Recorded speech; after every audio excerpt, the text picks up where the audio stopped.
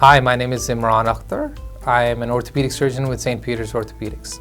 If you have problems in your knees or hips, you're going to come see me. So we're starting a new orthopedic department here, and it's very exciting because everything is getting built from the ground up.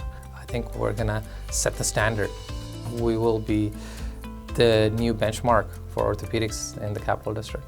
We will be able to deliver even better results in surgical treatment. We have much better technology and we can fix you and get you moving. You have to understand that they're coming in because there's a problem, and show them this is why you're having this trouble and these are our options. The first thing I try to do is see if there is any question about the procedure. We're on the same team.